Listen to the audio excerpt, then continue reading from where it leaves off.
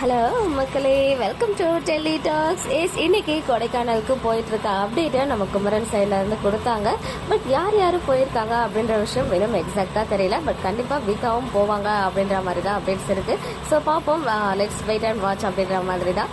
And Kumaran வந்து பாத்தீங்கன்னா கொடைக்கானல் போயிட்டு இறங்கிட்டாரு போல. அங்க இருந்து ஒரு அப்டேட் கொடுத்திருக்காரு. சோலோவா கையில பேக்கை வச்சுக்கிட்டு தான் அந்த அப்டேட் கொடுத்திருக்காரு. Off to Kodaikanal to fight Pasupathi அப்படின்னு சொல்லி.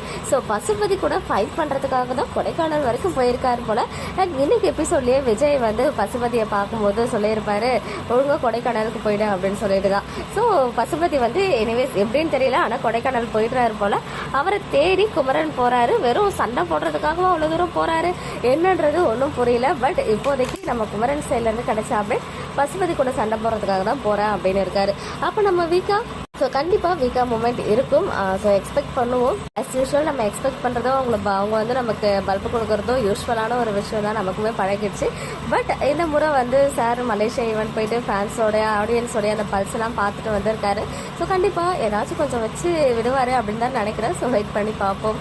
ஓகே மக்களே, நெக்ஸ்ட் வீடியோவில் வெயிட் பண்ணுறேன். எக்ஸ்க்ளூசிவ் அப்டேட்ஸ்க்கு மறக்காம நம்ம யூடியூப் சேனலை சப்ஸ்கிரைப் பண்ணிக்கோங்க.